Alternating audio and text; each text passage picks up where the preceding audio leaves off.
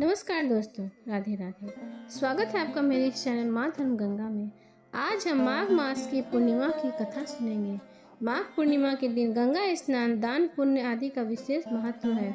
ऐसा माना जाता है कि इस दिन श्री हरि भगवान विष्णु गंगा नदी में विद्यमान होते हैं, इसलिए माघ पूर्णिमा के दिन गंगा स्नान को मोक्षदायी माना जाता है। धार्मिक ग्रंथों के में माघ महीने आने वाली पूर्णिमा तिथि विशेष महत्व रखती है। इस तिथि पर साधा गंगा, यमुना और सरस्वती नदी के संगम स्थल प्रयाग में स्नान का पुण्य फलों की प्राप्ति करते हैं। इसके साथ ही विशेष दिन पर जरूरतमंदों को दान करने का विशेष महत्व माना गया है। साथ ही इस तिथि पर पूजा पाठ करने से भी व्यक्ति को विशेष लाभ मिलता है। माघ मास की पौराणिक कथा के मुताबिक नर्मदा नदी तट पर एक सुव्रत नामक विद्वान ब्राह्मण रहते थे, लेकिन वह काफी लालची थे। इनका लक्ष्य किसी तरह धन कमाना था और ऐसा करते करते वे समय से पूर्व ही वृद्ध दिखने लगे और कई बीमारियों के चपेट में आ गए। इस बीच उन्हें अज्ञात हुआ कि उन्होंने पूरा जीवन तो धन कमाने में बिता दिया, अब जीवन का उद्धार कैसे होगा। इसी क्रम में उन्हें माघ माह का स्नान का महत्व बताने वाला एक श्लोक याद आया। इसके बाद स्नान का संकल्प लेकर ब्राह्मण नर्मदा नदी के स्थान पर रहने लगे।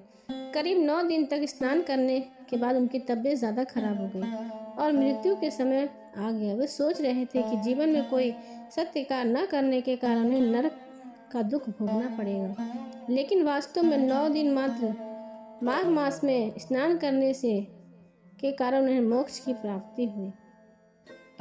पूर्णिमा व्रत की कथा। कांतिका नगर में धनेश्वर नामक एक ब्राह्मण अपना जीवन भिक्षा मांगकर अपना जीवन निर्वाह करता था। उसकी कोई संतान नहीं थी। एक दिन उसकी पत्नी नगर में भिक्षा मांगने गई, परंतु सभी ने उसे बांझ कहकर भिक्षा देने से इनकार कर दिया। फिर किसी ने ब्राह्मण दंपति को 16 दिन तक माँ काली का पूजा करने को कहा। उन्होंने विधिवत पूजा करके आराधना की और तब उनकी आराधना से प्रसन्न होकर माँ काली ने दोनों को संतान प्राप्ति का वरदान दिया और कहा कि अपने सामर्थ्य के अनुसार प्रत्येक पूर्णिमा को तुम दीपक जलाओ।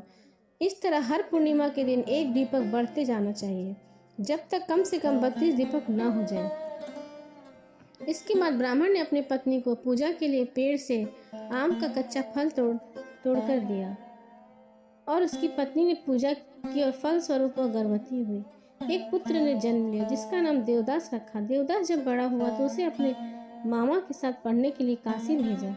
काशी में धोखे से देवदास का विवाह हो गया।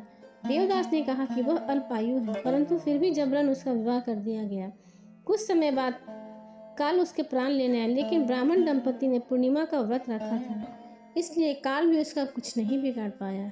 तभी से कहा जाता है कि पूर्णिमा के दिन व्रत करने से सभी संकट से मुक्ति मिलती है और सभी मनोकामनाएं और इच्छाएं भी पूरी होती है। बोलो विष्णु भगवान की जय, लक्ष्मीपति नारायण की जय।